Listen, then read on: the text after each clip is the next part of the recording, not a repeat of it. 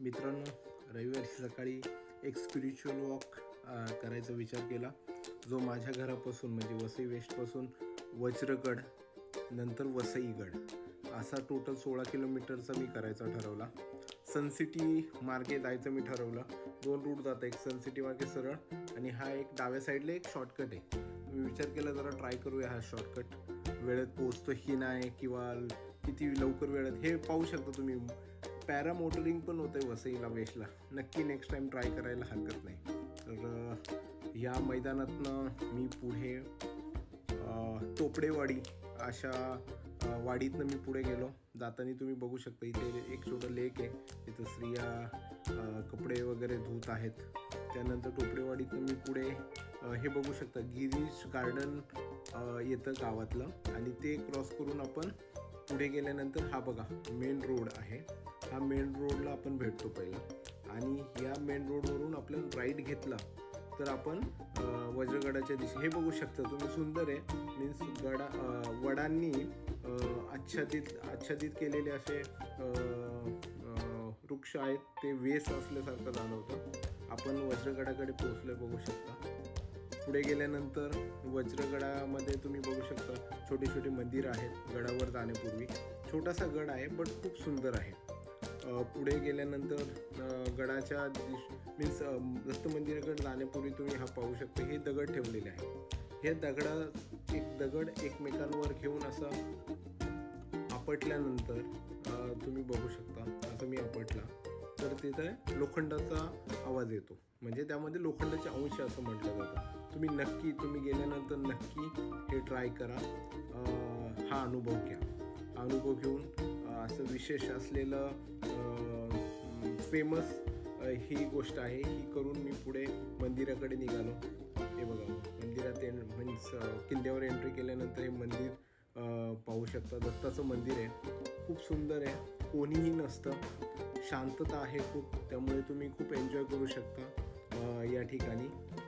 पुढे गेल्यानंतर मंदिराच्या लेफ्टला इथे मारुतीचं मंदिर आहे, पिंड आहे शंकराची, ही विहीर आहे, साठा मुबलक प्रमाणात आहे पाण्याचा. नंतर अशी प्रदक्षिणा घेऊन आपण पुढे मंदिराला प्रदक्षिणा हे बघू शकता. असं ही पूर्ण किनारपट्टी, समुद्राची किनारपट्टी वसईची आपण पाहू शकतो. धोका असल्यामुळे पाहायला नाही भेटलं. हे आपण वसईगडाकडे चाललेलो आहे आता. या ठिकाणी 7 ते 8 किलोमीटरचा एरिया आहे इथून वसईगड. बघूया चालत जाऊ. जाताना हे बघा हे पाहू शकता तुम्ही लेफ्ट साईडला हे आहे चर्च आहे. सकाळी लोक मास वगैरे त्यांच्या प्रार्थना करायला ख्रिश्चन धर्मीय बरेच लोक येतात. हे बघू शकता खूप सुंदर असं चर्चेस आहेत वसईमध्ये. ते करत नंतर आपण वसईकडे पोहोचलेलो आहे. जाताना आपण गिरीज, होळी बाजार, पारनाका, तहसील ऑफिस असं सर्व काही करत हे पोहोचलो आहे. हे बघू शकता हे जे स्मारक आहे चिमाजी अप्पांचं स्मारक आहे. पुढे गेल्यानंतर किल्ल्यामध्ये मुलं क्रिकेटही खेळतात. असा खूप मीन्स टोटल 1 ते 2 किलोमीटरचा असा विखुरलेला म्हणजे त्या 2 किलोमीटरमध्ये विखुरलेला असा वसई किल्ला, खूप सुंदर भुईकोट किल्ला आहे. याचा थोडं इतिहास पाहायला गेल्यानंतर तुम्हाला हे जाणवेल की ॲक्च्युली यावर पोर्तुगीजांनी राज्य केलं आहे, म्हणून अजून वसईला बसीन असं म्हटलं जातं. मीन्स मेन पोर्तुगीज विजा वगैरे किंवा विजा वगैरे जरी असेल तो पण या ठिकाणी चालतो. म्हणजे कारण अजूनही पोर्तुगीज लोक त्या मीन्स वसईमध्ये राहत आहेत असं मला म्हणता येईल. त्यानंतर हा ॲक्च्युली वसई किल्ला 11व्या शतकामध्ये यादवांनी बांधला. 1909 साली भारतीय सरकारने यांना एक राष्ट्रीय संरक्षित स्मारक म्हणून पण घोषित केलेलं आहे. या ठिकाणी किल्ला खूप सुंदर आहे. किल्ल्याच्या बाजूला समुद्र किनारपट्टी आहे, म्हणजे किल्ला हा तिन्ही बाजूला पाणी आहे किल्ल्याच्या आणि एक बाजूची ओपन आहे ती गावाकडे जाते म्हणजे वसई गावाकडे. टोटल ह्या किल्ल्याला 10 बुरुज आहे. पहिल्या मी असं ऐकलं आहे की प्रत्येक बुरुजावर 8 सैनिक असायचे तेव्हा. यामध्ये ॲक्च्युली किल्ल्याला 2 प्रमुख द्वारही आहेत. किल्ला तसा तत्कालीन हा किल्ला ॲक्च्युली राजांनी तेव्हा म्हणजे जे शासन करत होते त्यांनी समुद्रावर आणि व्यापारावर लक्ष ठेवण्याकरता स्पेशली हा बांधला गेलेला किल्ला आहे. ॲक्च्युली तुम्ही बघू शकता, खूप सुंदर. मी पूर्ण किल्ल्याचं सगळीकडून शूटिंग केलं, पूर्ण किल्ला व्यवस्थित फिरून घेतला. खूप सुंदर, म्हणजे ऑफकोर्स आता त्याचा ढाचा बराचसा ढासळला आहे, तरीही फिरण्यासारखा हा किल्ला आहे. मध्यंतरी ह्या किल्ल्याच्या आवारामध्ये बिबट्या वगैरे आढळला होता, त्यामुळे बरेच लोक घाबरले होते किल्ल्याकडे जायला.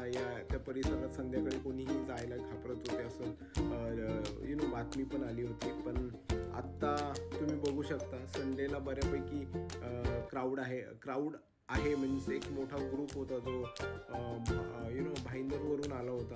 30-40 मुलांचा या लोकांचा हा ग्रुप होता. मी बऱ्यापैकी न्याहाळणी केली पूर्ण गडाची. खूप सुंदर आहे. आता बघा हे ह्या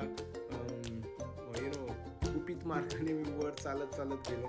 वर गेल्यानंतर पूर्ण तुम्ही बघू शकता तिकडून तुम्हाला पूर्ण भाईंदरची समुद्र किनारपट्टी किंवा भाईंदर खाडी तुम्हाला बघायला भेटेल वर गेल्यानंतर. सुंदर असा किल्ला आहे.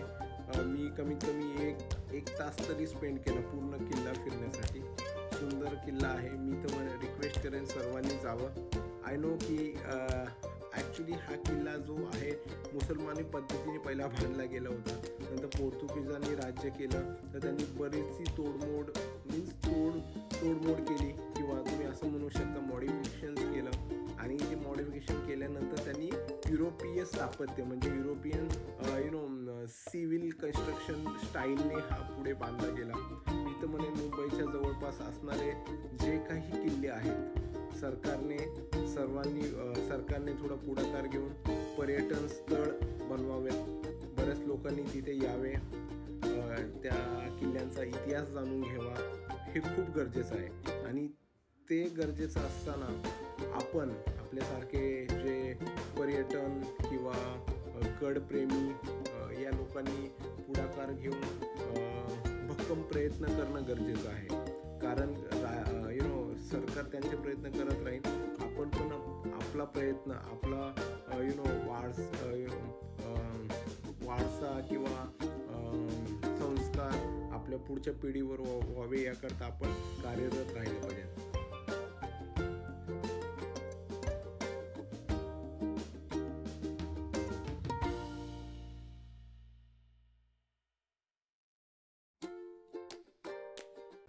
हे दोन्हीही गड करायला मित्रांनो मला फक्त 50 रुपयाचा खर्च आला. कारण वन साईड 15 ते 16 किलोमीटर मी चालतच गेलो होतो. येताना रिक्षाचा खर्च जो काही झाला तेवढाच. मजा आली मित्रांनो. प्लीज चॅनलला लाईक करा, कमेंट करा आणि सबस्क्राईब करा. Thank you so much.